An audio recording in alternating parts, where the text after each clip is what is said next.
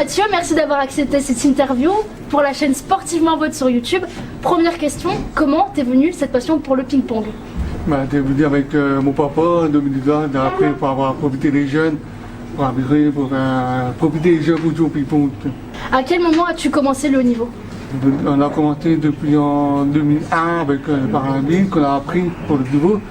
Et on avait un rendez-vous avec un tournoi international qui avait à la Louvière en 1992. Et là, j'ai un trip pour faire devenu pour le haut niveau avec le Paralympique en 2001.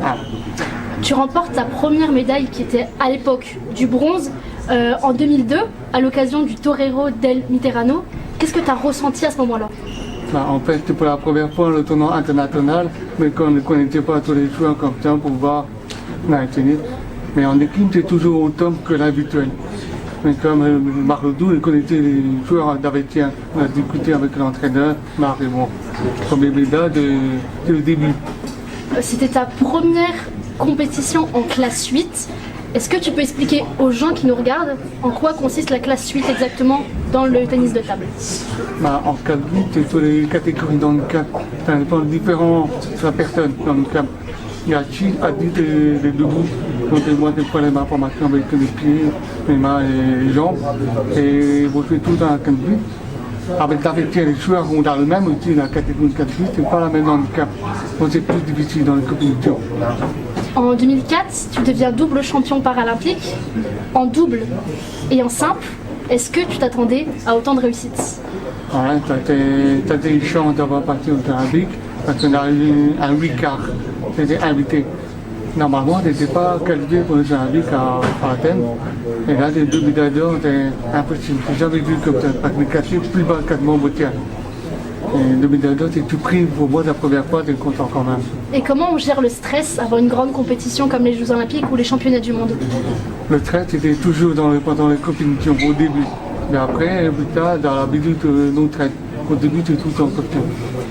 Tu as été champion du monde en 2010, champion d'Europe en 2013, champion paralympique en 2004. Est-ce qu'il y a un titre dont tu es vraiment fier? C'est toujours le meilleur autour. Quand tout le monde n'est pas prêt, de bien avoir une médaille d'or comme ça, c'est le plus beau de la carrière. Alors, tu joues en simple, mais aussi en double avec Marc Ledoux.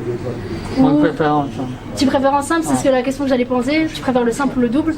Moi, je préfère en simple, parce qu'en double, c'est plus difficile de faire bouger les jets. Marc aussi, c'est différent dans le cap. Moi, c'est différent de l'autre handicap. Alors, dans le jeu de la table, c'est pas facile à bouger. En double, c'est toujours difficile comme ça. Est-ce que vous vous entraînez beaucoup pour le double? L'entraînement pour le double, on ne t'entraîne pas tout le temps.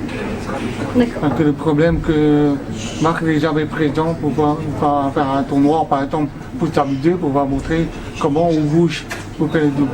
Et Marc ne fait jamais d'entraînement, on ne fait pas tout le temps le tournoi. Et moi, je m'entraîne n'importe quel jeu. Par exemple, je m'entraîne avec Ludovic, ou bien Giano, ou bien avec quelqu'un, où tu butes pour voir comment on fait le jeu. Et Marc t'entraîne jamais. En 2018, tu as annoncé ta retraite internationale. Pourquoi avoir fait ce choix? Parce qu'en fait, j'ai l'idée d'arrêter les Paralympiques parce que la fédération en peur ne voulait pas mettre en charge pour faire les frais de déplacement, les contrôles médicaux, les entraînements, tout ça. Parce que pour être travailler à temps plein, alors c'est difficile de faire tous les déplacements pour aller à Charleroi. Donc c'est impossible de faire les déplacements. Et de m'entraîner près de chez moi, dans le quartier. Mais la fédération ne veut plus. Tu as une grande carrière. Et est-ce que tu as de nouveaux objectifs? Par exemple, être champion en Belgique ou autre part? En valide, on a déjà souvent comme ça. En tournoi, on peut déjà faire un tournoi pour s'amuser, tout le calmant. Il y a un tournoi de flamand, c'est pas la même chose que le valide ou un valide. Mais j'ai jamais été un champion de Belgique comme ça en valide. C'est toujours ça pour s'amuser. Tu peux pas faire le valide en... Oui, en valide, de ma vie, quand tu peux profiter comme ça, on connaît beaucoup d'amis comme ça. Et quand j'ai envie de faire, je fais un tournoi comme ça. Mais en championnat de Belgique, non. Mais en critérium, oui. Et si un jour tu prends ta retraite, parce que tu prendras un jour ta retraite, est-ce que tu penses éventuellement à une éventuelle reconversion comme entraîneur par exemple? Ouais, devenir entraîneur était très difficile. On a déjà appris pour devenir du coup de l'ADEP, de la communauté française, en Wallonie-Bruxelles. On a essayé de le faire depuis 2005, je ne sais plus quoi. On était très difficile. On n'arrive pas à retenir pour devenir entraîneur. Alors j'ai dit d'arrêter, j'ai pas envie de le côtoyer. J'aimerais maintenant qu'on parle un petit peu de l'handisport, donc le sport avec les personnes non valides.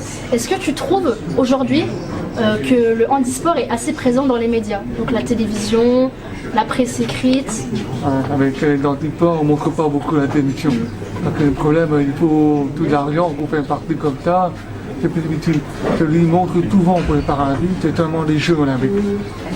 Est-ce que tu trouves ça triste qu'il n'y ait pas assez d'handisport à la télévision, non? Une fois, on voit la réseau de Moucron tourner, de temps en temps, il y a des notés. Elle a invité, parce qu'elle a accepté de partir pour voir les Jeux olympiques.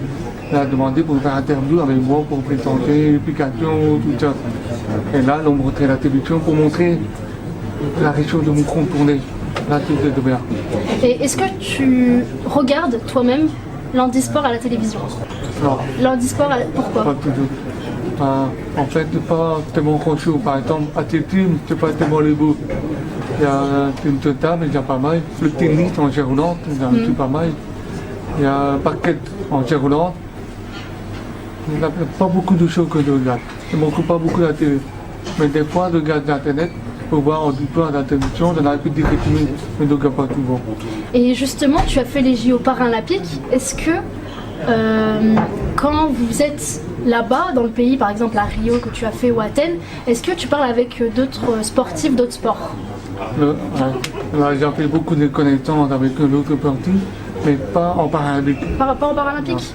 Mais souvent en valide, avec les professionnels. Il y a par exemple Kim Ketcher, qui est ancien champion de tennis. Il y a Dominique Bonavi, qui est ancien de tennis. Il y a David Confin. On avait rencontré aussi avec les prêtres Taloche. Il y a les prêtres, il y a les Marc Wimot, qui beaucoup doivent des termes rouges, il y a plein de souvenirs. Et dernière question pour l'interview, quel est le meilleur moment de ta carrière? Le meilleur de toute ta carrière? Est-ce que tu es le plus fier? Pour moi, le meilleur, c'est d'aller voyager au monde. Merci beaucoup Mathieu Loïc pour cette interview. Quant à nous, on se retrouve pour une prochaine interview.